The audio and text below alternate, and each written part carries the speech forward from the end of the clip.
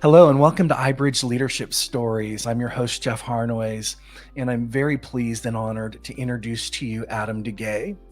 Adam is a licensed engineering leader at one of the largest medical device companies on the planet. He leads a team in the supplier engineering space, ensuring premium, high quality, life-saving products are brought to market on a global level. As an engineering leader, Adam has discovered multiple strategies, tools, and programs designed to ensure his teams are performing at the highest levels. Because of the effectiveness of these tools, Adam is now sharing them internally with leaders across other functional departments and divisions within his organization.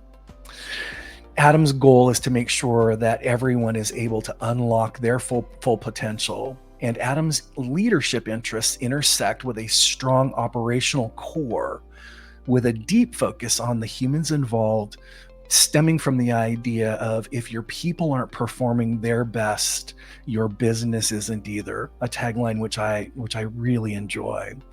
Please join me in welcoming Adam to the stage. Yeah, hello. Adam, it is so great to see you. How are you today? I am well. Thank you. Thank you for having me, Jeff. Awesome. Glad to have you here. Adam, we're talking about leadership and stories and perspectives that others can benefit from. I'd like to just start off by asking you in general if you could give us a tiny bit about your overall background. Yeah. So I kind of had a meandering path in my career. I had a specific focus on R&D when I was nearing my graduation from college, and that was a very specific focus for me. I had the opportunity to actually work with some amazing scientific products, some particle accelerator, some power research, RF communications, exciting stuff. But I had some misalignments in terms of how I thought that would go, and that kind of recalibrated me to a configuration where I didn't really know what it meant to be an engineer and what that would take. So I actually had a meandering path into the coal mining industry for a short while there. I did some petroleum tech, dabbled in some real estate investing as my full-time instead of just a supplement to what I do on the daily now. The short of the long is my wife and I found an opportunity in our chapter to find work in a place we wanted to live, which happened to be Salt Lake. And I accidentally found myself in the medical device industry a little over 10 years ago. 10 years, that's phenomenal. I bet the experience have been interesting, but also pivotal in terms of shaping who you are as a leader. Without question. I'd love to hear more about that. The journey from, I'm assuming, individual contributor now to engineering leader. Any interesting insights along that particular path or journey? Yeah. So one reflection that's coming up for me is particularly my segment in coal mining. I was brought on as a lead engineer responsible for the management and influence over a union team as a non-union member. While that is a configuration that I will probably never voluntarily put myself in again, I reflect on that being one of the most transformational and pivotal in terms of where I am today, specifically around leadership. How do you win favor, buy-in, support, advocacy? How do you champion success together when you have, in the case of a union, non-union dynamic, often hostile or very polarizing perspectives on how things should be going? That was really a crucible for my leadership development and ultimately defined the rest of the trajectory up through today. If there was one thing that you could take away from that experience and, the difference from, labor and management in union types environments, what would it be? It really comes down to the human being component of collaboration.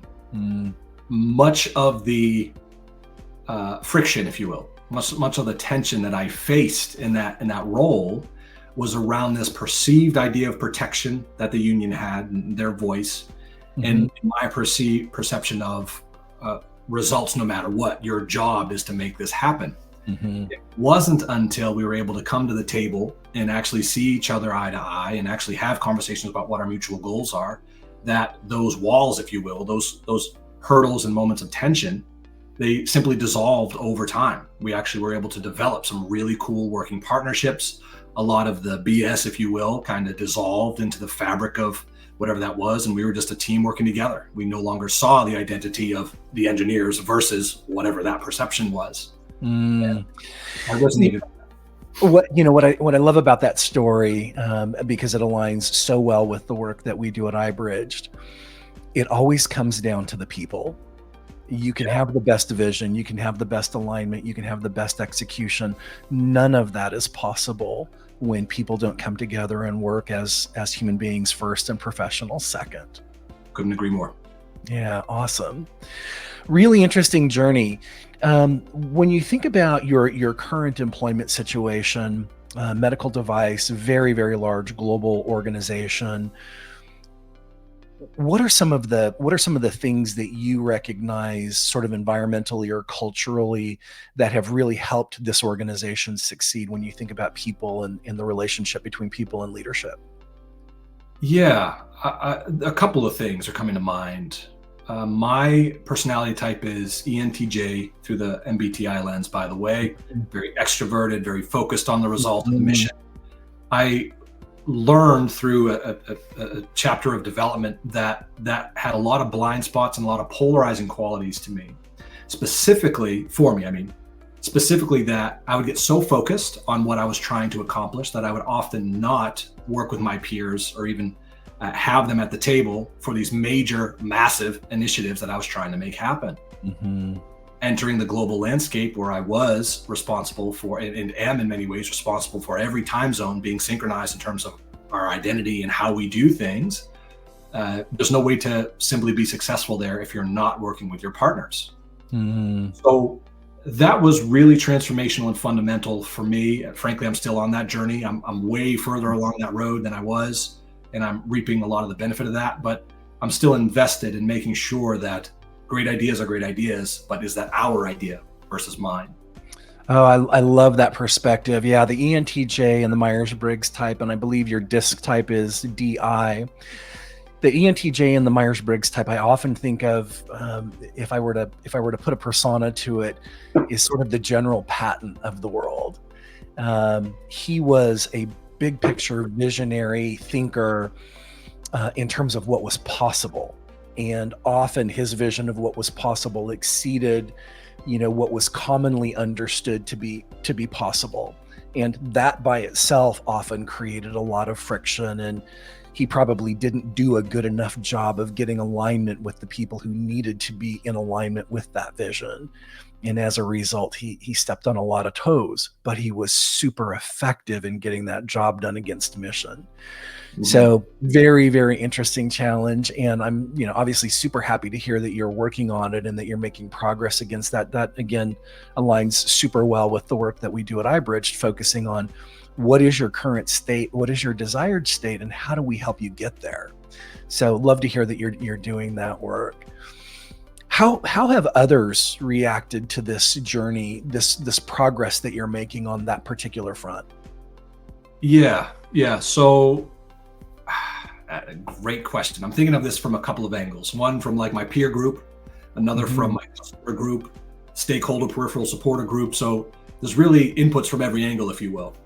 I think the primary ones for me is the journey of practicing inclusion was an exponentiator for me. A magnifier above that was being transparent with my peer group that's what I was doing. At first, I was trying to just practice the skills and be the better leader and be a better includer, and that was effective. But because that was definitely outside of my norm and my comfort zone, that compiled some of the ire, if you will, from the people who were experiencing my stubborn-headed approach or what have you. It really wasn't until I started inviting people in to say, listen, I recognize that this is a polarization in our preferences. I'm actively going to work on being a better communicator and includer for all of you. Can we go on that journey together? That was a rocket, right? In terms of transformation. So that was very, very cool. From the customer side, sorry, go ahead. Well, I was just thinking what was coming up for me while you were describing that is under the category of influence, which is in my mind mission critical for leaders, the ability to influence. It seems like as you started getting, more collaboration is probably not the right word, but as you were getting closer to working with individuals on their frequency versus your very strong frequency, your ability to influence them probably improved. Would you agree with that, or? Substantially. Yeah. Yeah. And I would expand that to say they're also extending the benefit of the doubt to me, because they know it no longer feels like a manipulation or a game. They know I'm trying to do better, and they're actually in my court helping me be successful with them, with us. Mm-hmm. Yeah. Yeah, what's also coming up for me when I think about the 5 behaviors of a cohesive team, one of those key behaviors is commitment. And a couple of keys to gaining commitment is allowing people to weigh in, to buy in. And, typical ENTJs that's probably a blind spot for them, because they're so clear about the mission and they're so clear about the approach that slowing down to give people that opportunity to weigh in and contribute so that they can have a piece of ownership or a sense of ownership in the decision-making process is often key to success. Often feels like, from the ENTJ perspective, lost time, lost momentum, distraction. Mm-hmm. Yeah, I can absolutely relate to that. But I think, to round out that idea, the concert is the composition of the symphony, not that one soloist who's still doing his solo. When is this solo going to end, right? Yeah, I love that analogy. Isn't it true? You can be the best guitarist in the world, but if best lead guitarist, if you don't have somebody playing rhythm, and then somebody laying down that bass track, and then somebody following up with, giving you the time through percussion, it's going to sound great, but it's going to get old pretty fast because it's incomplete. So the analogy hits home for me. That's brilliant. Thank you. Mm-hmm. Let me ask a quick question here. When you think about where you are in your career today, if we had the ability to push a button and go back 20 years and consult with ourselves 20 years ago, what advice, knowing what you know today and the experiences that you've had so far, what advice would you give your 20-year ago old self? I love that question. I'm wondering what I wouldn't tell my 20-year-old self from every angle of that. I think it comes down to three key things for me. One would be work-life balance matters. Not just from the angle of your career and your advancement. If I was forged or brought up in a configuration where work was, and that's it. And the idea was get ahead through work, and all your free time was work, and all of it was spent at that. And that fed this delusion that if you just work hard, success happens. And through some really critical time periods of my life that I frankly won't get back in an ideal work-life configuration, I learned that frankly wasn't true. That's an incomplete advice, though. The supplement to that is create value over just being busy. Oh gosh, I love that perspective. Love that perspective. There's a couple of things that were really transformative for me in that angle from the advice of mentorship. I learned 5, 6, 7 years ago maybe about the criticality of having advocacy. Working hard and delivering has a purpose, but that purpose quickly attenuates when you're trying to grow in your career.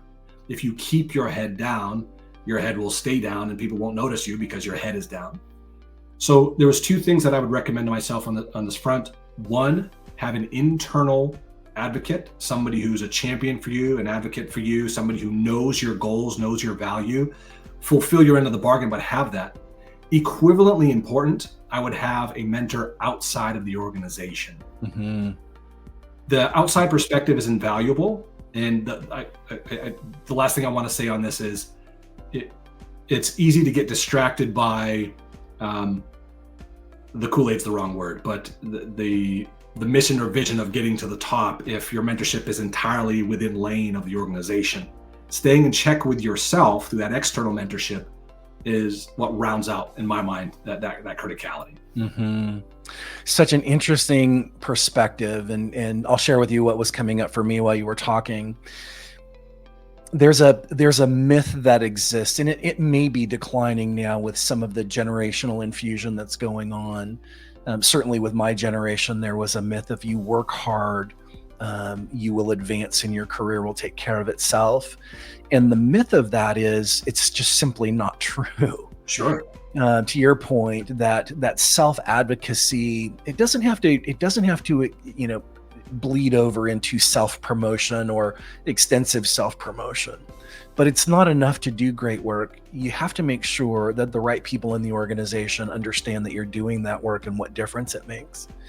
The second thing that you said that came up for me, and again, this is whenever we're working with emerging leaders in organizations, this is a piece of advice that we give. Make sure that you're building your alliances. And so you've got an executive level sponsor, somebody who is going to advocate for you and your career. And then maybe you've got an executive level or a senior level mentor, somebody who's going to help you navigate not only the internal politics, but really how are you showing up from the world's perspective, and what opportunities are there in front of you that you may not see, and what adaptations should you be making within that organization. Having that kind of perspective, to your point, I agree, is completely invaluable. And then the third piece of that you mentioned that I completely concur with, of course, is having an outside coach or an outside mentor. What's the difference? When you work with somebody on the outside of the organization, they have no stake. They have no stake in your success or your failure one way or the other. And being able to set that down allows them to be both honest and objective in the feedback that they give you. Mm-hmm. And I think sometimes having that clarity is absolutely the thing. Well, I know it is from the work that I do with my clients. It is absolutely a key that unlocks so many doors for them. So I love the fact that you've really operationalized that perspective well in your own journey. I couldn't agree with your reflections more. Yeah, well done. In that same vein of giving advice now, when you think about your peer group, again, think about the things that you've learned, think about the value that you've created, just the fact that you're focusing on creating value. What advice would you give to a contemporary today? Yeah, I also appreciate that question. I think from a very tactical level, AI, learn it, get it. It's going to transform so much of so many industries. I think that's a straightforward tactical one, Mm-hmm. But if we talk about the leader's perspective, I see a lot of newer leaders or middle manager leaders have this very busy and micromanaging approach to leading because they feel like they have to lead by making all the decisions. They have to manage all the minutia of what's going on with the team. What I challenge to them would be fearless champions of visionary ideas. You have to deliver the value, of course, but your job as a leader is to lead. You have experts working for you. Let the experts do what experts do. Learning how to articulate a crystal clear vision not only allows for scale, global deployment, which is something that I continue to champion in my current configuration, to keep everybody aligned to that North Star. You're almost always going to get a better output in terms of engagement, a better output in terms of product, experience, not to mention the peripheral teams that you support are going to see the brand that you and your organization are because you're in that configuration. If we're not able to overcome that threshold of that, I need to lead the team, I need to manage this, that, and the other thing, that's also an attenuating factor in terms of how that leader is perceived, where they can go, and their own well-being. I love that perspective. That is just excellent insights. I'm curious, Adam, when you think about leadership advice, what leadership advice or development advice or any advice for that matter from a professional standpoint did you not take that you look back and wish you would have taken or taken sooner? There's a really big one for me, a really big one for me. somebody who was really close to me. So the feedback when it was delivered kind of like, oh, really got me. It's easy to let feedback brush off, but this one really nailed me. They showed a undeniably bright spotlight on the fact that my extroverted, superficial engagement with people was very not conducive to developing meaningful trust and communication. I felt and experienced that they were meaningful communications, and I was building real relationships, and therefore we were trusting each other, and therefore, and I would extrovertedly high five and move on to the next thing.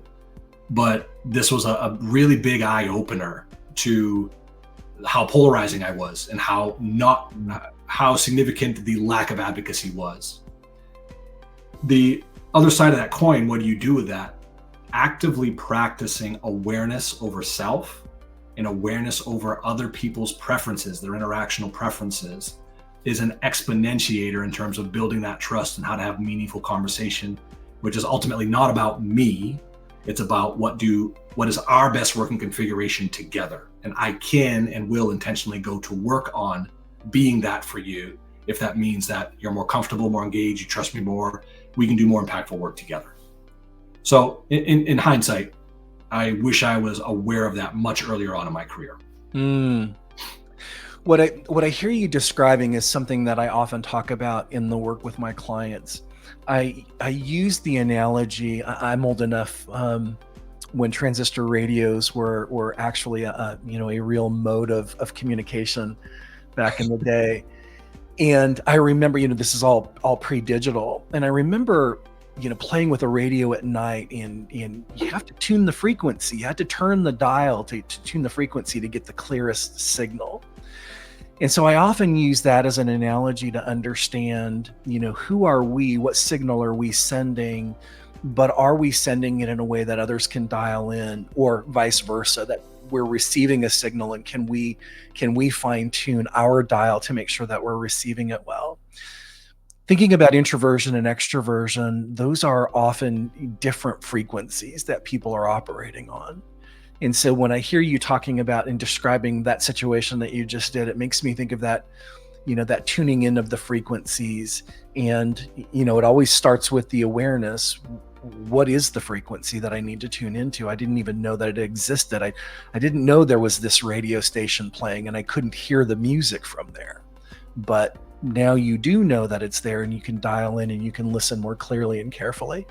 So introversion and extroversion often fit on opposite sides of the dial. And so for a lot of people, having to turn the dial all the way over 180 degrees to be able to receive that frequency is often a big step and a big effort. But to your point, being aware of it is always the right place to start. It just makes communication significantly better, stronger, which ultimately leads to better relationships because you're able to establish trust.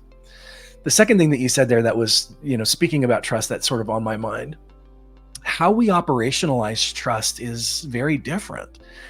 I know if we're using Myers-Briggs as the model here, extroversion often operates on trust with the presumption that trust exists and it's yours to lose. Introversion, on the other hand, operates trust on it's not the absence of trust, it's that trust is available to be earned. Yeah. And both of those are very, very different perspectives. And, there's no value judgment. It's not which one is right or wrong. It's that's how people are. And if you want to sort of accept that difference in those dynamics, that's what's going to help you be effective. So again, I love your perspective on this from the advice that you wish you'd had sooner in life. Let me just sort of wrap up with this question. Knowing what you know now about extroversion, and I think the word you used was polarizing, maybe to certain types. What are you doing differently? Yeah. One, I'm kind of extroverted to a fault. So my psychometric indicators typically have me highly inclined, and that I've generally interpreted that to mean that I have a harder than usual time adjusting and accommodating to other terms, other types. So the big thing for me is calling that out and owning that. A lot of times when I'm bringing that fire hose direction and attitude because I'm talking about the thing in my intensity, it's the simple practice of saying that I recognize that this might feel intense for you. I'm actually personally elevated right now because of this. I simply want to just call it that this isn't about you. I'm actually having this conversation with you because I need your perspective, so I don't do something stupid, first of all. Also that we're winning this conversation together. So if we could just set aside that perception, give me permission to be me. I'm trying to create the opportunity for you to be you. Can we just have a conversation? That extroverted introverted dynamic, I've seen transform from them surviving the interaction with me to us thriving, because I now have the bandwidth and latitude to just do me. It's not personal, and we can really build that crucially strong foundation of trust to be the platform for the rest of our work together. Love that perspective. Adam, I thoroughly enjoyed this conversation. I hope you did too. I did. And I'm looking forward and can't wait to see what happens next in your career. Thank you so much for joining us today. Thank you, Jeff. This was really fun.